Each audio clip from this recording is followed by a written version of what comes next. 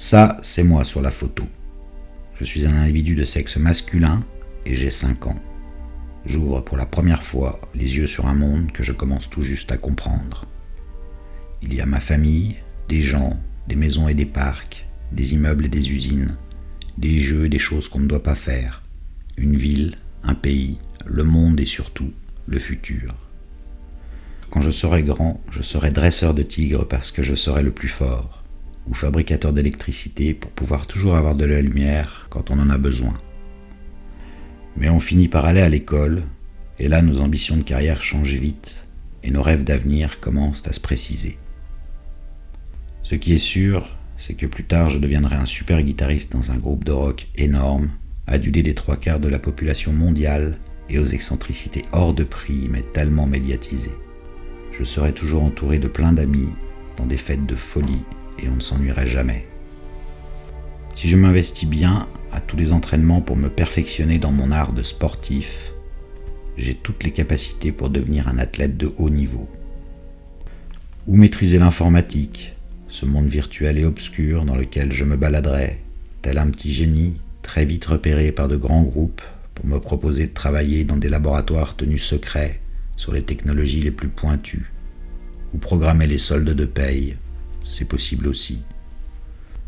Alors, pourquoi pas devenir businessman et voler de pays en pays pour négocier d'importants contrats, engageant à chaque fois l'implication de plusieurs États au régime instable et menaçant.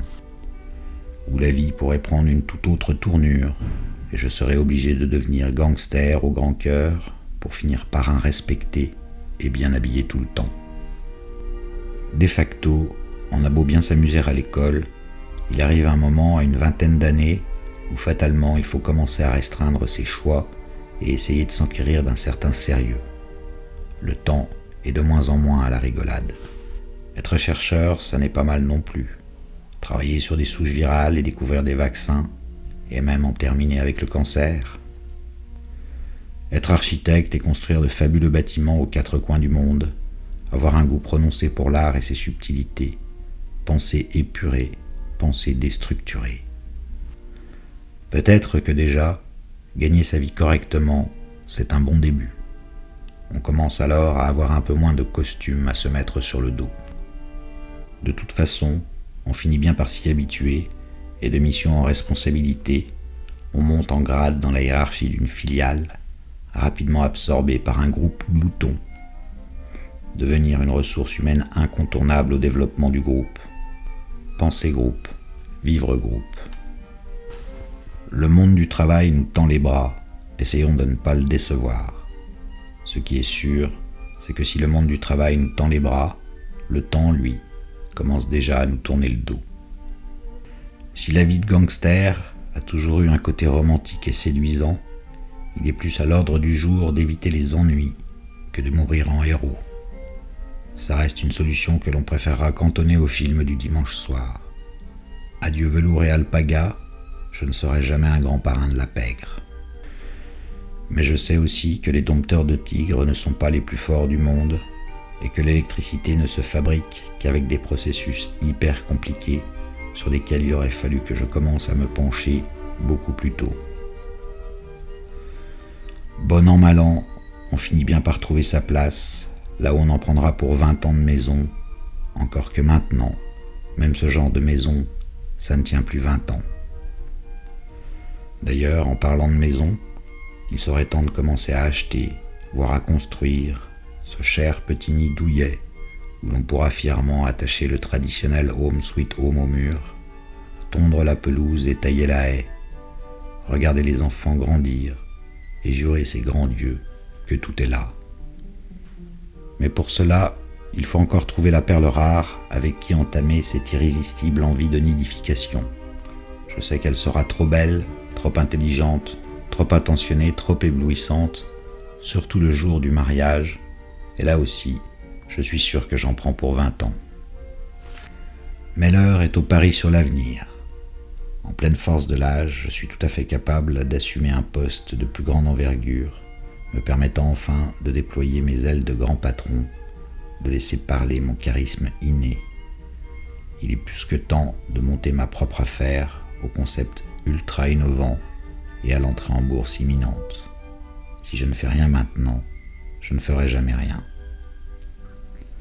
Et même professionnellement, à force de rencontrer des responsables de ci, des dirigeants de ça, ou des délégués à telle ou telle cause, je pourrais briguer la mairie de mon patelin pour finir député puis sénateur et jouir d'une belle carrière politique. Je marquerai l'histoire de mon pays d'une trace indélébile. Ou continuer à m'investir à fond dans le groupe, mon salaire, ma carrière, mais j'y passerai des jours et des nuits que ma femme finirait d'ailleurs par passer sans moi, sans personne et fatalement avec un autre que moi. Autre que moi qui me supplanterait à plus d'un titre, après un divorce sans vague pour un couple toujours bien sous tout rapport. Ou en fait, mon travail ne sera qu'alimentaire, et le soir, chez moi, je m'attellerai à l'écriture d'un essai, un véritable brûlot qui bouleversera jusqu'au tréfonds de la littérature contemporaine. Ce qui est sûr, en tout cas maintenant, c'est que je dois dès aujourd'hui dire au revoir à ma carrière d'athlète de haut niveau. J'y suis contraint par un corps à la culture physique plus que limitée. 45 ans, en plein middle age crisis. Mais pas du tout. Le premier de mes enfants, qui est également premier de sa classe, nous apporte tellement de satisfaction que l'inéluctable envie de protéger ce fragile équilibre que représente une famille m'empêche déjà un peu plus de dormir. Entre le travail et ma femme qui raye toujours la voiture, Lexomil, Deroxa et Xanax deviennent mes nouveaux amis. Mais ça tient, et ça tiendra toujours, parce qu'on est une famille soudée, unie, même si nos nouvel an, on commence à les passer seuls avec ma femme. Pour l'occasion, on a fait du saumon. De son côté, Lara a pris le train et je suis resté sur le quai.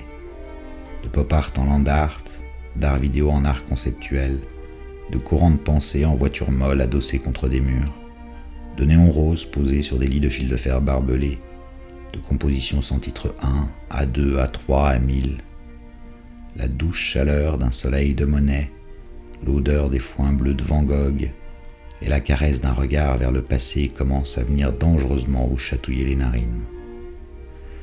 Les subtilités s'en vont et quelques bribes d'art restent. Cette fois, à la fin de l'année, c'est la prime plus l'augmentation de salaire. Laissons les pays en guerre sortir les drapeaux de la paix. Je n'y suis pour rien, mais mon travail à un quart d'heure montre en main du portail de ma villa au bureau en centre-ville par la nouvelle rocade, c'est le seul confort qui m'intéresse vraiment. Les quelques séminaires découvertes qui parsèment notre douillette ambiance de travail sont déjà presque comme des voyages au bout du monde. L'échéance de la maison arrive à son terme, les assurances vie sont prises.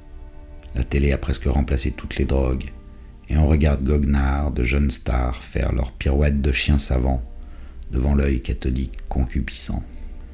C'est certain, à part commencer à récolter des petits cailloux et me prendre pour le facteur cheval, mes chances de passer à la télé deviennent de plus en plus maigres.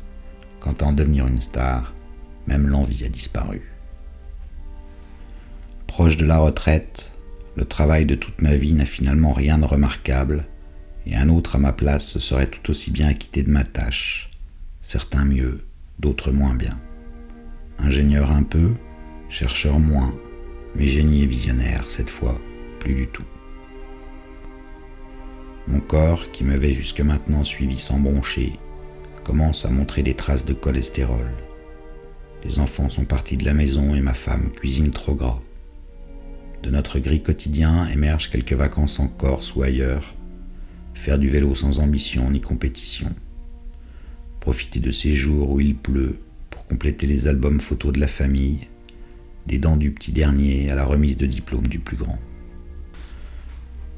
Enfin la retraite, et le premier jour sans fin se lève sur mon réveil à jamais débranché. Jetons la pelouse pendant que ma femme taille les rosiers. L'arthrite est ma nouvelle compagne, et quelques menus médicaments commencent à rythmer nos matins, midis et soirs. Mon cœur se fait de plus en plus fatigué à assouvir les besoins de mon corps et à donner le change aux attentes affectives de ma femme. Aujourd'hui, nous avons eu une belle journée pour un mois de novembre et la haie est bien taillée. Comme des bourgeons cette année, les petits-enfants sont apparus. Les petites têtes blondes inondent notre quotidien, rêvant d'être dresseur de tigres ou fabricateur d'électricité. Les médecins restent optimistes. Il nous faut surveiller notre alimentation et comprendre qu'à partir d'un certain âge, il vaut mieux poser nos bicyclettes et laisser seul notre cœur pédaler sur la pente qui lui reste. On serre contre nous nos chères petites têtes blondes qui fuient déjà nos étreintes de bisous piquants pour leur préférer la fête entre amis et une musique inécoutable à nos oreilles au volume toujours en berne. Ce n'est qu'en pleine tonte de gazon que mon cœur me fait part de son désir de mettre fin à notre collaboration. Celui de ma femme rompt brusquement le contrat. Mais nous avons eu une belle journée pour un mois de novembre, et malgré les pleurs d'une famille comme toutes les autres, l'enterrement s'est bien passé. Par la fenêtre de ma chambre, la haie s'évade en broussailles, et mes mules restent de plus en plus difficiles à attraper de la hauteur de mon lit. Mon casque sur les oreilles, j'essaie encore, par ma petite lucarne magique, de comprendre le monde qui m'entoure. La haie a été remplacée par un grand mur de carrelage blanc qui s'élève au-delà de mon lit. Je ne sais si je la reverrai, mais de penser qu'à midi aujourd'hui nous allons avoir du gigot me fait bien vite oublier ma maison.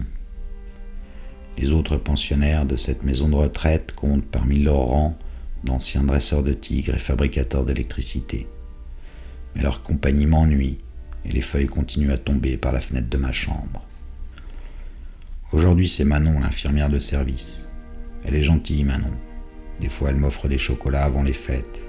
Elle me dit on a bien mangé, on a bien dormi, on a fait ses besoins.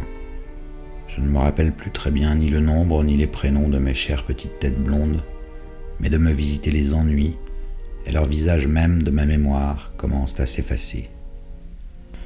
Mon corps m'est devenu étranger, et le moindre de mes mouvements requiert une concentration insoutenable.